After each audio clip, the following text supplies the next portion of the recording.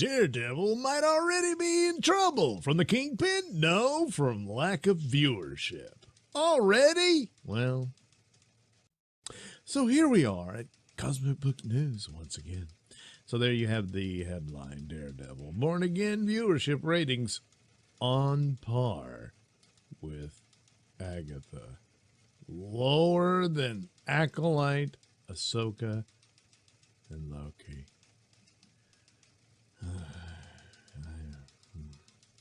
So anyway, Disney has revealed the viewership ratings for the heavily promoted Daredevil Born Again series. And much like the show itself, they're off to a slow start. Well, the opening was, all action-y and stuff. But then it was a lot of conversations mostly. Anyway, roughly on par with Agatha, one of the lowest rated shows on DP. The numbers are lower than both the Acolyte, canceled after one season, and Ahsoka, rumored to be canceled after its third season. Well, it's getting 2 more seasons, so that's better than Acolyte, Anyway, as well as Percy Jackson. There was a Percy Jackson show? Well, apparently, yeah. And significantly lower than Loki. Loki remains the most popular of the Marvel DP shows. And I don't know. And it's the only one, I think, that got a second season. So, girls really like Tom Hiddleston, I don't know, Daredevil, the British accent. But, of course, Charlie has a British accent, but he has to play an American character. So, yeah, it sucks, doesn't it? Anyway, what are the numbers? Well, according to Variety, Disney has reported the first 2 episodes of Daredevil Born Again drew 7.5 million views in its first 5 days. While the site reports it's the best debut for DP in 2025. But again, what else has been released? Good question. So versus Agatha, per Disney, in its first 7 days, Agatha hit 9.3 million views. Why? I mean, I was one of them. Yeah. But it was not a good show. So anyway, this averages to about 1.33 million per day. While Daredevil Born Again averages 1.5 million. Well, that's still a little better. But then again, this is for the entirety. It's its first 7 days. You mean the first episode? Oh. Yeah. That's So let's see how Star Wars holds up. For comparison to Star Wars, The Acolyte reached 11.1 million views in its first 5 days. Yeah. There was an awful lot of hate watching because everyone just knew it was going to be awful. And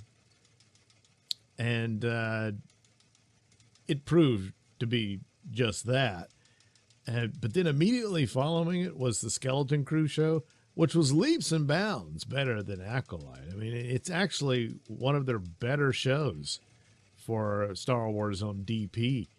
But it's one of those things where it's too late, I think the brand is so bad. And Acolyte was just morbid curiosity. I mean, they had to, even with the figures, they have a little more telling them that there was no pursuing this further because they canceled it, So, Ahsoka around 14 million in the same time frame, 2.8 million ever. Now, Ahsoka, the character herself, already had an established following. So there was some excitement for that. Plus, people thought there would be some major changes, certain shenanigans with a world between worlds. Nah, none of that. I didn't think it was a good show. but that's also Filoni's baby, so got that going for it. But, you know, more showed up to watch it. So what about Loki? Well, Loki Season 2 saw 10.9 million views in its first 3 days, which averages to 3.63 million, more than double that of Daredevil Born Again. Again, you know, the girls like Tom Hiddleston. So Percy Jackson achieved 13.3 million. So there's a fandom for Percy Jackson, apparently, in its first 6 days, averaging around 2.22 million. So, Nielsen ratings, not Nelson ratings, the Nielsen ratings. Yeah, no relation. We'll know more once the Nielsen ratings come in about a month. DP automatically has Nielsen turned on in your accounts and is the industry standard to go by for viewership. Once again, the Disney invested Samba TV household ratings data collector hasn't reported numbers. Because,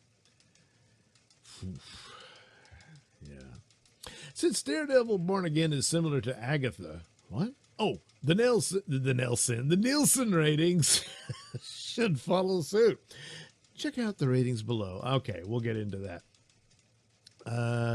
So he goes on that the response to Daredevil has been lukewarm and lists some possible reasons. So while the series has been retooled from the, you know, I guess sitcom version they were going for, whatever, and now tried to get it as close to the Netflix aesthetic as possible.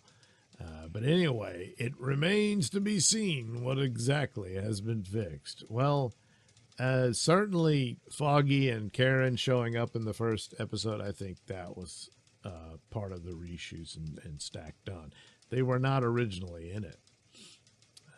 So anyway, the CGI was mid at best. Yeah, it was poor, but I forgive it because I tend to do that. I watched CW shows, you know. They killed and wrote off 2 fan favorite, killed and they killed one, wrote off the other one. I'll leave that nebulous in case you haven't seen it yet, which apparently some haven't, and replaced them with DEI substitutes. Well, yeah, that's true to a point.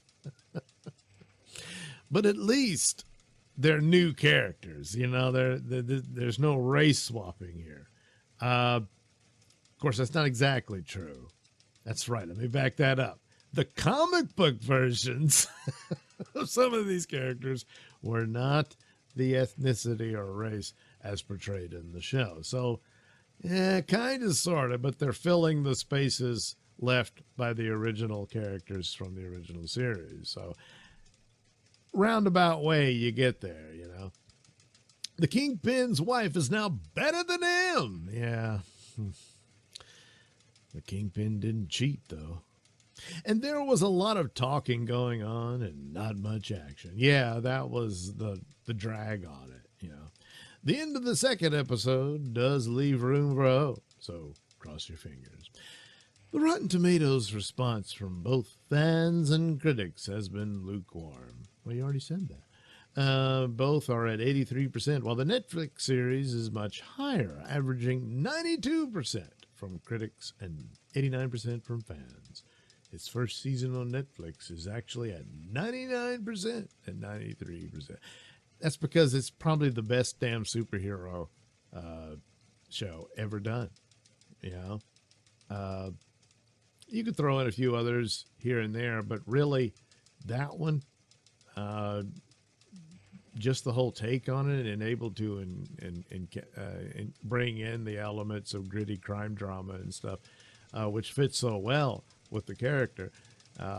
They just nailed it, you know. And really, the third season, things kind of fall apart. But those first 2 seasons, probably about as good as it gets. And, well, they messed with it, and at the last minute tried to fix it. So this is what you get, you know. Oh, jeez. anyways, so there's the Agatha ratings. It is for what it is. Wonder why this one doesn't appear. Well, whatever. There's big deal.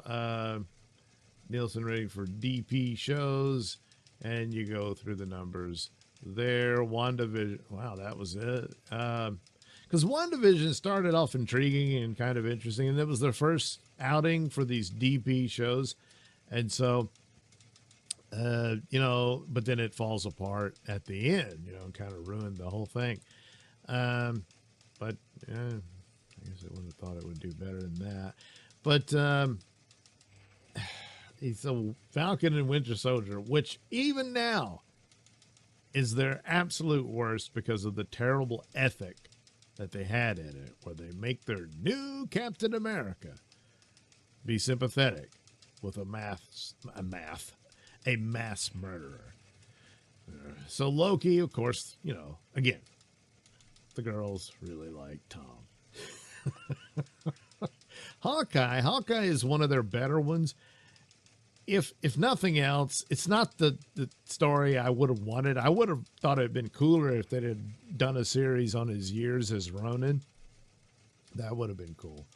But they were never going to achieve that. I mean, look, they're trying to do Daredevil, and that would have been a dark story, but they just didn't do it. So, but for what it was, and the girl was okay. She wasn't snotty or nasty like she is in the comic books. So she had a charm about her, and it was all right. Moon Knight was such a disappointment. And really, Moon Knight, they should have gone more for this street-level crime fighter. The mysticism and stuff is more the backstory and in the background of the guy. And if they'd have been smart and played that through, and a lot of these street-level superhero-type stories arguably would have to be cheaper to do. And they could have done more of an emphasis on that from them going forward from Endgame while they found their footing again. But didn't happen. Miss Marvel, yeah, no one watched it except me and a handful of others. But I tell you, it's probably the best show they've done. I had no interest in it, and again, it's the same thing with Hawkeye, where the actress and the way she performs the character has a charm to her. She's very nice and all that. Nothing like the comic book version and all that. So, some improvements there, but nobody watched. Yeah, it's sad, but that's the way it goes. It's kind of like Skeleton Crew. I said, forget it. I'm not bothering with that. And it's not a bad show. It's actually pretty good. She-Hulk, well, Secret Invasion. Now, this one, if it weren't for the terrible ethic presented in Falcon and Winter Soldier, this one would be the absolute worst because it's just so nothing. Just awful. And then the money they spent on that. Incredible. Loki season 2, it had its moments and stuff and all that, but they had built that set, so they got the most bang out of their buck for that. But really, it's not something you're going to watch again. And I guess it does have implications for the multiverse and Secret Wars and all that. The way it is, I'm thinking it does play a role in that. But then again, maybe not. Echo, what are you going to do? Agatha, of course, again, what are you going to do? So, what's going on here for poor Daredevil? Well, again, with it's kind of like the Skeleton Crew show. It's too late. The brand damage has been done. Plus, it's a streaming series. So it's very difficult to attract the audience to it. And especially after such brand damage overall. And Because even if everyone was raving, and there's some people saying, oh, wow, it was really good and all this sort of stuff.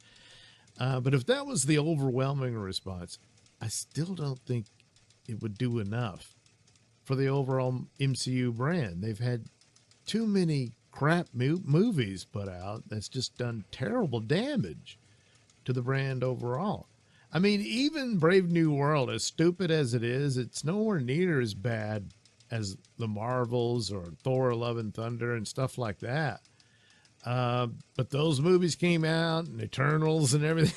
It was just garbage, and one after another. And, you know, the audience doesn't necessarily come back after you've been dumping that on them all the time. And that's it. So even if this was a smash hit, and it may yet, maybe there's some cool things ahead for Daredevil, and that'll draw people in maybe a little after the fact, but nevertheless, well, that's great for Daredevil. It's like Deadpool and Wolverine was great for Deadpool and Wolverine, but it doesn't really do much at all for the MCU.